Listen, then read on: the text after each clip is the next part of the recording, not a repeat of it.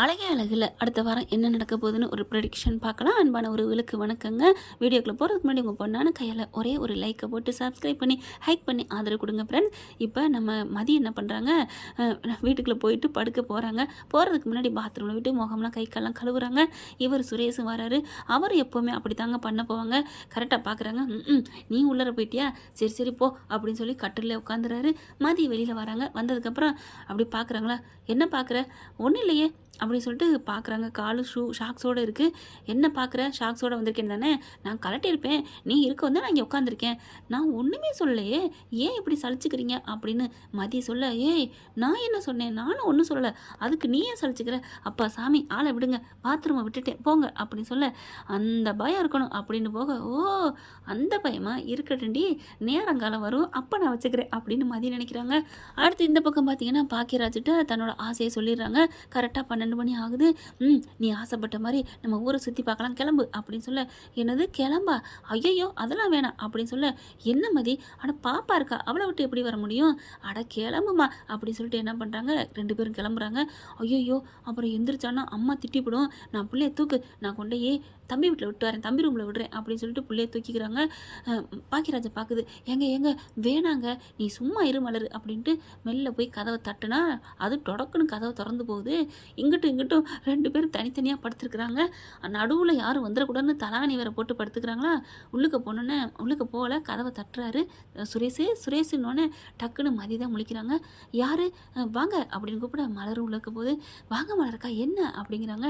சுரேஷ் அந்த பக்கம் கண்ணை மூடிட்டு தூங்குறாருங்க, லைட்டாக தான் தூங்குறாரு. என்னாச்சுக்கா அப்படின்னு கேட்க, இல்லை அது வந்து சொல்லுங்க என்ன, என் ஆசையை நான் அவர்கிட்ட சொன்னேன் அப்படின்னு அதை சொல்கிறாங்க.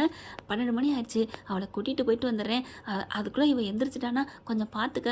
நான் பார்த்துக்கிறேன் மாமா பார்த்துக்கிறேன் அப்படின்னு சொல்லி குழந்தைய வாங்குறாங்க.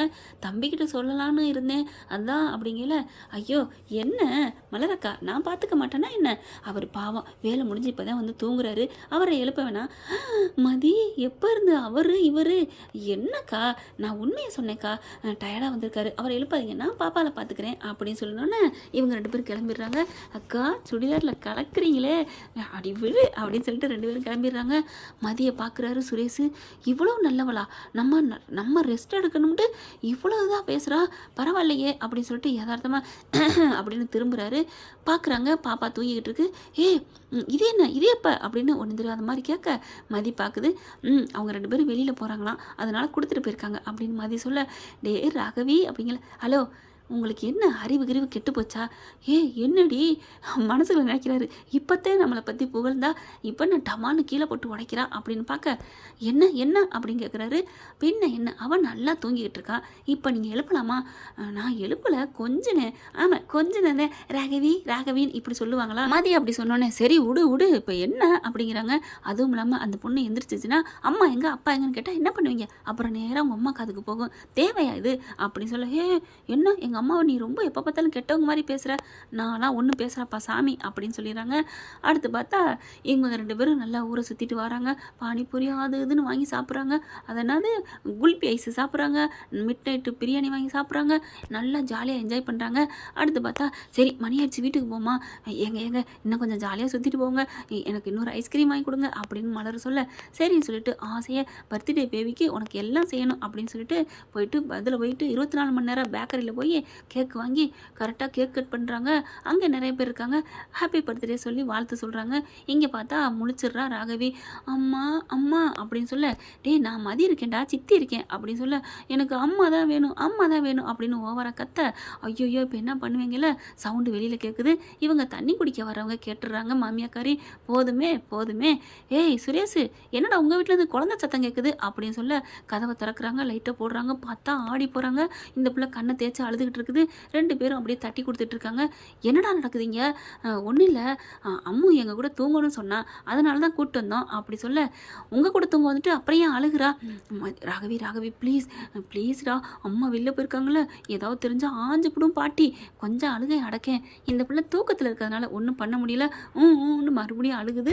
ரொம்ப அழுகிறத பார்த்துட்டு ஏய் மலரு அப்படின்னு போய் கதவை தட்டுறாங்க. பார்த்தா அங்கே யாரும் இல்லை. ஏய் என்னடா நடக்குது, எங்கடா அது ரெண்டையும் காணோம் அப்படிங்கல. வேற வழி இல்லை, உண்மையை உடச்சிடுறாங்க. ஓ அந்தளவுக்கு ரோட் ஷோ போக ஆரம்பிச்சிட்டாங்களா, வரட்டு வரட்டு இன்னைக்கு கச்சேரியை அப்படின்னு லைட்டை போட்டு ஹாலில் உட்காந்துருக்காங்க. வெளியில் வாசல் லைட்டும் போட்டு கதவை திறந்துருக்கு. இதுங்க ரெண்டும் பைக்கில் வந்து இறங்குதுங்க. என்னங்க லைட்டெல்லாம் எரியுதே, திருவிழா கோலம் மாதிரி எல்லா பக்கத்தும் லைட்டை போட்டு வச்சிருக்கு உங்கள் அத்தாக்காரி அப்படின்னு பார்க்க, சரி வா வா சமாளிப்போம் அப்படின்னு உள்ளுக்க போகிறாங்க. நில்லுடா அப்படின்னு கத்த அப்படின்னு நிற்கிறாங்க. என்னம்மா ஒரு மாதிரியாக பேசுகிறீங்க, ஏன் நான் காஞ்சனா மாதிரி பேசுகிறேன்னு உனக்கு பயமாக இருக்கா? அப்படிலாம் இல்லைம்மா. எங்கடா போனேன்? இல்லைம்மா அவள் பிறந்த நாள் கொஞ்சம் சுற்றி பார்க்க போயிட்டு வந்தான். சி உனக்கெல்லாம் வெக்கமால, பச்சை பிள்ளைய விட்டுட்டு உனக்கு என்னடா வேண்டியிருக்கு அப்படிங்கல. ஐயே என்னாச்சு பிள்ளைக்கு என்ன அப்படிங்கல. அம்மா சுரேஷை தூக்கிட்டு வராரு. அம்மா அப்படின்னு கட்டி பிடிச்சிக்குது. ஏம்மா போட்டு விட்டுட்டியா, அழுகாமல் தூங்கக்கூடாதா, சித்திக்கிட்ட தானே இருந்த? இல்லைம்மா தெரியலம்மா, எனக்கு உன்னை விட்டு இருந்தது இல்லையா, உன் ஞாபகமாக வந்துருச்சு. பாட்டி வீட்லேயும் உன் ஞாபகத்தில் தான் இருந்தேன். என்னது பாட்டி வீட்டில் இருந்தியா? பாட்டி கூட இருந்தேன்னு அவள் சொல்கிறா, விடுங்களேன் அப்படின்னு சுரேஷ் சமாளிக்கிறாரு. மதி பார்க்குது, பரவாயில்லையே சமாளிக்கிறாரு அப்படின்னுட்டு. ஏய் புள்ளைய விட்டுட்டு போறிய, உனக்கு வெக்கமால அறிவில்லை அப்படின்னு காய்ச்சி கூச்சுன்னு கத்துறாங்க. பாக்கியராஜ் என்ன பண்ணுறாரு, அம்மா தப்பு தம்மா மன்னிச்சுக்கோங்கம்மா. என்னடா தப்புன்னு மன்னிப்பு கேட்டால் விட்டுற முடியுமா? அம்மா அப்புறம் என்னம்மா பண்ணுறது அப்படின்னு சொல்ல மதி வருது. இப்போ உங்களுக்கு என்னங்க பிரச்சனை? அவங்க போயிட்டு வந்தது பிரச்சனையா, இல்லை பிள்ளைய விட்டுட்டு போனது பிரச்சனையா? ரெண்டும் தாண்டி உன்ட்ட யார் கேட்டா, உங்கள்கிட்ட பேச விடாதுன்னு முடிவு பண்ணிட்டேன், அப்புறம் நீங்கள் வந்துட்டு போ அப்படிங்கிறாங்க. ஏங்க இந்த வீட்டில் ஒரு தப்பு நடந்தால் நான் தட்டி கேட்பேங்க. என்னடி தப்புக்கு இப்படின்னு பெரிய வார்த்தைலாம் பேசுகிற சுரேஷ், உன் பொண்டாட்டி அடக்குடா. ஐயோ மதி ப்ளீஸ் அப்படிங்கிறாரு. பின்ன என்னங்க நம்மக்கிட்ட தானே பிள்ளை இருந்தா, நம்ம ஒன்று அவங்க என்ன தெருவில் விட்டுட்டு போயிட்டாங்க, ரொம்ப பேசுகிறாங்க. வாய மூடுறி அப்படின்னு சொல்லிட்டு, என்ன மலரு வக்காலத்துக்கு ஆள் நிறையா சேர்த்துருப்ப போல இருக்கு. ஐயோ அப்படிலாம் இல்லை அத்தை, நீங்கள் அப்படிலாம் நினைக்காதீங்க அத்தை, நீங்கள் வாங்க நம்ம போவோம், எங்களை மன்னிச்சுக்கோங்க அப்படின்னு காலில் விழுக போகுது. எங்களுக்கு காலிலெலாம் விழுக வேணாம், அடங்கி உடங்கி இருந்தால் போதும் அப்படிங்கிறாங்க. மதி பார்க்குது, என்ன பார்க்குற, என்ன முறைக்கிற, மலரக்கா வாயிலா பூச்சின்னு நல்லா ஏமாத்துறீங்க. ஐயோ சுரேஷ் உன் பொண்டாட்டி கூட்டு போடா அப்படின்னு கத்துறாங்க. அக்கா ஏக்கா நீங்கள் காலில் விழுகிறீங்க, புருஷன் கூட தானேக்கா போயிட்டு வந்தீங்க, இது என்னக்கா தப்பு இருக்குது?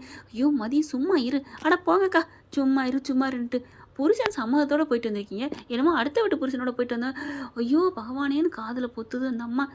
கேட்குறக்கே உங்களுக்கு இப்படி இருக்கே, அந்த அம்மா அந்த அக்காவை திட்டுறீங்களே, அந்த அக்காவுக்கு எப்படி இருக்கும் அப்படின்னு சொல்லிட்டு, அக்கா வாக்கா அப்படின்னு கூப்பிட்டு போயிடறாங்க. பாக்கியராஜு அப்படியே அழுத மாதிரியே போகிறாரு, ரொம்ப கேவலமாக பேசிட்டாங்கன்ட்டு. இங்கே பார்த்தா இந்த பிள்ளை காதை பொத்திட்டு இருக்கு மாமியா கிழவி.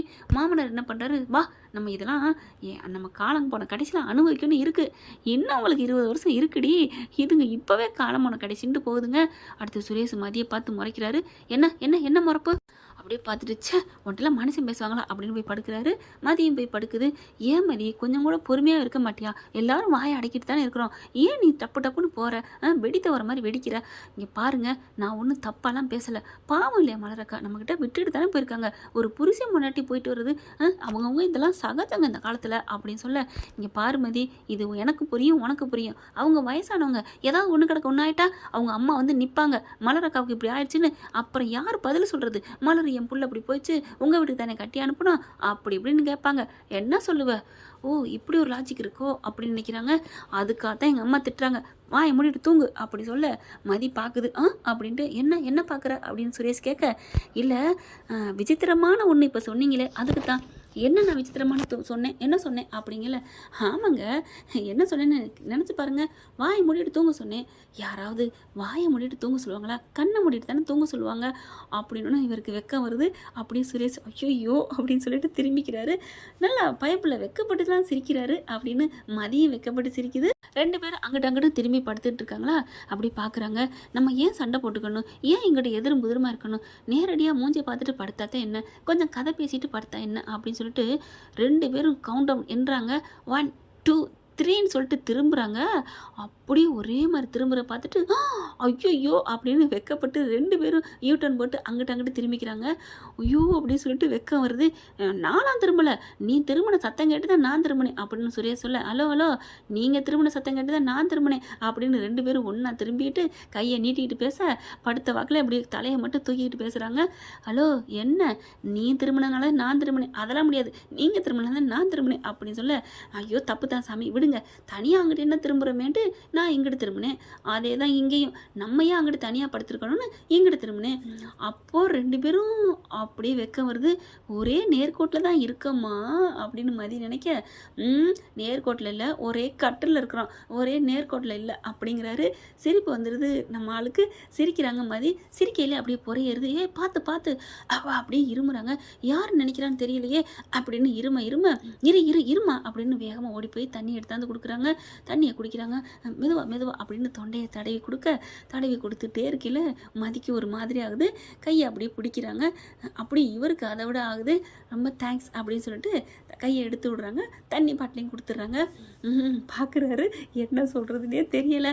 அப்படியே கட்டி அணைக்கணும் போலே இருக்கிறாளே, எவ்வளோ அழகாக இருக்கிறா அப்படின்னு அந்த தண்ணி குடிக்க அந்த தொண்டையிலேருந்து முடக்குன்னு இறங்குது பார்த்தீங்களா. அதையுமே ரசிக்கிறாங்க நம்ம சுரேஷ். கூடிய சீக்கிரமே கட்டில் சத்தம் அப்புறம் தொட்டில் சத்தம் தாங்க. டும் நடக்கத்தான் போகுது. டும்னா அந்த டும் கல்யாணம்லாம் முடிஞ்சிருச்சுங்க. இவங்க வேறு ரொமான்ஸில் போய் திளைக்கத்தான் போகிறாங்க. பார்க்கலாம் ஃப்ரெண்ட்ஸ் என்ன நடக்க போகுதுன்னு. இந்த பதிவு உங்களுக்கு பிடிச்சிருந்துச்சுன்னா உங்கள் பொண்ணான கையில் லைக்கை போட்டு சப்ஸ்கிரைப் பண்ணி ஆதரவு கொடுங்க அன்பு உறவுகளே. Thank you friends. இந்த வீடியோ உங்களுக்கு பிடிச்சிருந்தா தயவு செய்து லைக் பண்ணுங்க. இன்னும் அப்டேட்ஸ்க்காக சேனலை சப்ஸ்கிரைப் பண்ண மறக்காதீங்க. நம்ம கிட்ட இருக்க எல்லா சேனல்ஸோட லேட்டஸ்ட் வீடியோ அப்டேட்ஸ்க்காக மேல ரைட் சைடுல காட்டுற லிங்கை கிளிக் பண்ணி வாட்ஸ்அப் குரூப்ல ஜாயின் பண்ணுங்க. உங்களிடம் விடைபெறுவது நான் உங்கள் மெஹர்.